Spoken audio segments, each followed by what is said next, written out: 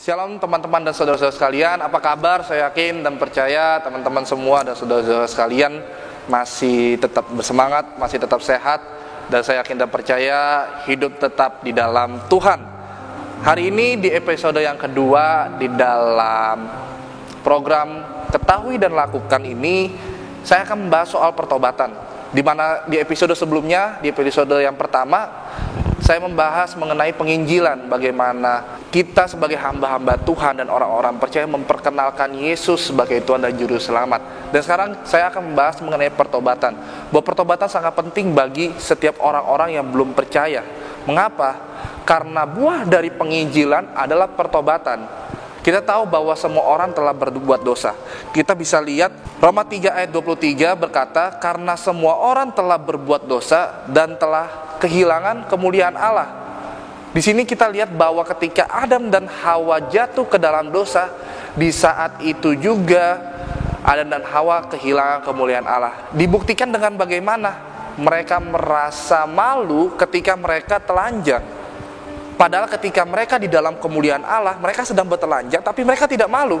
Tetapi ketika mereka sudah memakan buah dari pohon kehidupan, mereka merasa malu. Karena apa? Mereka sadar bahwa ketika mereka memakan buah tersebut, mereka akan mengetahui segala sesuatu. Dan itulah yang menyebabkan mereka kehilangan kemuliaan Allah. Dari situ kita bisa lihat bahwa pertobatan itu penting. Maka dari itu Yesus mati di atas kayu salib untuk menebus kita dari dosa. Bukan menembus dosa dari manusia, tapi menebus manusia dari dosa. Bayangkan ketika Allah tidak merencanakan karya penyelamatannya kepada manusia. Makanya kita bisa lihat di Alkitab, di Kejadian 3 ayat 15, di situ kita bisa lihat bahwa Allah merencanakan karya penyelamatannya kepada manusia. Makanya dia mengorbankan anaknya yang tunggal untuk menyelamatkan umat manusia. Bagaimana kehidupan kita yang sudah jatuh bangun di dalam dosa, yang Yesus akhirnya lakukan untuk kita, yaitu mati di atas kayu salib untuk setiap kehidupan kita, itu suatu karya yang teramat besar bagi kehidupan kita yang harusnya kita sadari. Makanya dikatakan di Roma 6 ayat 23, sebab upah dosa ialah maut. Ingat bahwa dosa itu menghasilkan maut. Apa maut? Artinya engkau mati. Bukan hanya mati secara daging, tetapi mati secara rohani. Makanya ketika orang yang tidak bertobat, dia akan masuk ke mana? Masuknya ke neraka, teman-teman. Bukan masuk surga, karena mereka tidak mengenal Yesus, mereka tidak mempercayai siapa Yesus. Begitu juga dengan orang-orang yang Kristen KTP. Banyak sekarang di zaman sekarang, terutama di negara kita sendiri, banyak orang-orang yang Kristennya Kristen KTP, teman-teman, saudara-saudara sekalian. Kristen KTP yang hanya memiliki agama di KTP-nya dia, tetapi tidak melakukan sebagaimana agama yang mengajarkan. Sekalipun saya yakin dan percaya agama tidak menyelamatkan, tapi Yesus yang menyelamatkan setiap kehidupan kita. Tetapi melalui agama tersebut kita belajar bahwa di mana Yesus menyelamatkan kehidupan kita, seharusnya kita bersyukur. Untuk itu, bukan hanya orang yang tidak percaya kepada Yesus, yang di luar Yesus, yang belum Kristen saja yang tidak akan masuk surga, tetapi orang Kristen KTP yang hanya ngaku-ngaku percaya Yesus tapi tidak melakukan apa yang Yesus kehendaki. Untuk itu, mulailah untuk setiap kita bertobat. Karena pertobatan itu bukan bicara soal engkau dibaptis lalu kau sudah jadi Kristen. Tidak.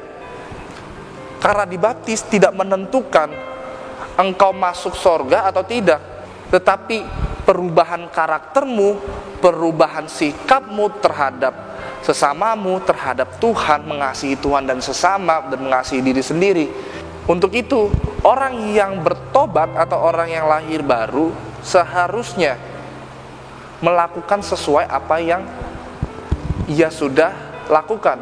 Lahir baru itu berbicara bagaimana engkau sudah dikuduskan, sudah disucikan oleh darah Yesus, dan membuat setiap kalian atau setiap kehidupan kita itu memiliki damai sejahtera daripada Yesus.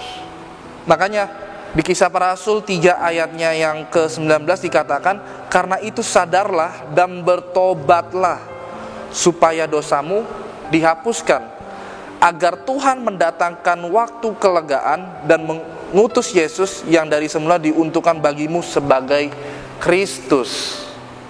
Karena kedatangan Mesias bukan hanya untuk orang Yahudi, tetapi kedatangan Kristus atau kedatangan Mesias itu kepada setiap bangsa, kepada setiap orang yang ingin mempercayai siapa Yesus sebenarnya. Karena yang saya percaya ketika saya bertobat, saya mempercayai bahwa Yesus itu suatu pribadi yang penuh dengan kasih. Makanya ayat favorit saya di dalam Alkitab yang terus saya pegang dan itu terus menjadi prinsip saya adalah di 1 Yohanes 3 ayat 19 yang dikatakan bahwa kita mengasihi karena Allah lebih dulu mengasihi kita.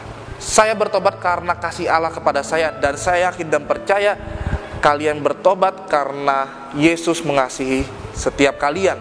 Untuk itu teman-teman, saudara-saudara sekalian, mulailah kita mengerti bagaimana karya keselamatan Yesus itu memberikan dampak kepada kehidupan kita, agar semakin hari hidup kita semakin diubahkan, semakin mengubahkan kehidupan kita. Bukan hanya diubahkan, tetapi kita berubah. Bukan hanya kita diubahkan oleh Tuhan, tetapi kita juga mengubah diri kita semakin hari semakin benar di hadapan Tuhan. Dengan cara apa? Ikuti kehendak Tuhan, baca Alkitab, berdoa, bersekutu intim dengan Yesus, maka engkau akan mendapatkan sukacita dan damai sejahtera daripada Yesus Kristus. Untuk itu, saya yakin dan percaya mulai hari ini kita belajar bahwa Yesus adalah satu-satunya Tuhan. Kita percaya bahwa Yesus adalah satu-satunya Tuhan. Dan teman-teman yang hari ini masih meragukan siapa Yesus, saya bisa pastikan kalian akan nyesel karena tidak mempercayai Yesus adalah Tuhan. Karena Dia adalah satu-satunya Tuhan, karena Dia adalah satu-satunya juru selamat yang dapat menyelamatkan kamu dan saya.